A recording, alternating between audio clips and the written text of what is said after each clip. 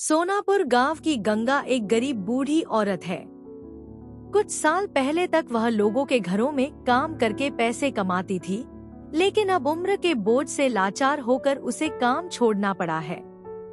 उसकी दो बेटियां हैं, विभा और सीमा। विभा सिलाई का काम करती है, जबकि सीमा छोटे बच्चों को ट्यूशन पढ़ाकर घर चलाने में मदद करती है। एक दिन गंगा अपनी बेटी सीमा से कहती है कि उसकी दवा खत्म हो गई है और उसे बाजार से दवा लानी है। सीमा कहती है कि महीने के अंत में एक पैसा भी नहीं बचा है, वह सब कुछ संभालते संभालते थक चुकी है। गंगा अपनी मजबूरी जताती है और कहती है कि वह खुद कुछ कर नहीं सकती, इसलिए बेटियों पर ही निर्भर है। वह कहती है कि अब उसे शर्म आती है बार बार विभा से पैसे मांगते हुए। शाम को विभा पास के घर से सिले हुए कपड़ों के बदले पैसे लेकर लौट रही होती है। तभी गांव का गुंडा धीरज उसे देख लेता है, जो लंबे समय से विभा से शादी करने के पीछे पड़ा है।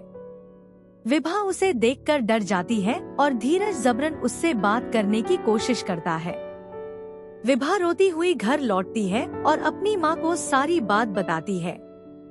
गंगा धीरज से बहुत नाराज होती है और अपनी बेटियों की शादी अच्छे लड़कों से तय करने का फैसला करती है। जयपुर के व्यापारी चमनलाल अपने बेटों राजीव और अमित के लिए योग्य बहुएं ढूंढ रहे थे।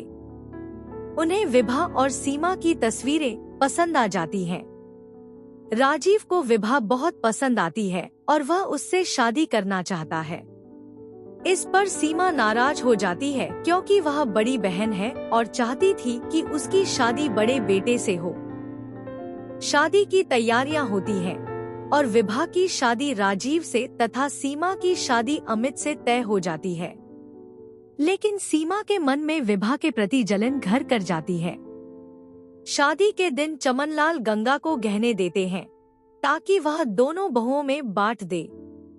गंगा विभा को थोड़ा ज्यादा दे देती है, जिससे सीमा को जलन और भी बढ़ जाती है। शादी के बाद विभा और राजीव बहुत खुश रहते हैं। राजीव विभा से कहता है कि वह दोबारा पढ़ाई शुरू करे और उसकी पढ़ाई में पूरा सहयोग देने का वादा करता है। विभा बहुत खुश हो जाती है और पढ़ाई के सपने फिर से देखने लगती है।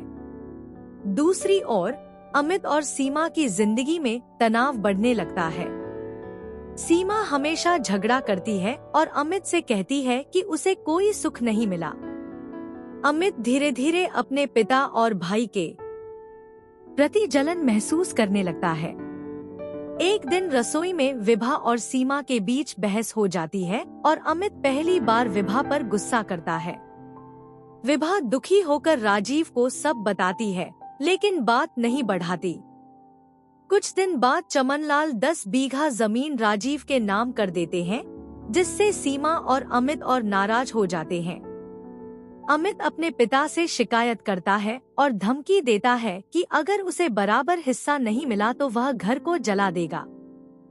चमनलाल यह सब सुनकर दुखी हो जाते हैं और अपनी पूरी संपत्ति बराबर हिस्सों में दोनों बेटों के नाम कर देते हैं। वह यह जिम्मेदारी राजीव को सौंपते हैं कि वह अपने भाई को उसका हिस्सा प्यार से दे। उसी रात चमनलाल की नींद में ही मौत हो जाती है। राजीव टूट जाता है, लेकिन अमित को ज्यादा फर्क नहीं पड़ता। सीमा उसे और भड़काती है और कहती है कि अब उन्हें सब कुछ छीन लेना चाहिए। यह सब बातें छिपकर सुन रहे राजीव को बहुत दुख होता है और वह तय करता है कि अब सब कुछ साफ साफ किया जाएगा। एक महीने बाद वह विभा, गंगा, अमित और सीमा को नदी किनारे बुलाता है। वहाँ वह दोनों भाइयों की संपत्ति के कागज दिखाता है और कहता है कि पापा ने सब कुछ बराबर बांटा था। फिर वह कहता है कि अब घर, व्यापार और रसोई सब अलग होगा। अमित और सीमा को अपनी गलती का एहसास होता है और वे रोते हुए माफी मांगते हैं। वे मानते हैं कि उन्होंने गलतफहमी और लालच में आकर बहुत गलत किया। कहानी अंत में यह संदेश देती है कि जलन और लालच रिश्तों को तोड़ देते हैं, लेकिन सच्चाई और प्यार ही उन्हें जोड़ सकते हैं। हमें हमेशा अपने अपनों पर विश्वास रखना चाहिए और गलतफहमी को दूर करने की कोशिश करनी चाहिए, न कि उसे बढ़ने देना चाहिए। क्या आपको लगता है कि आनंद और शारदा का पछतावा असली था, या यह सिर्फ परिस्थितियों का परिणाम था? हमें कमेंट में जरूर बताएं।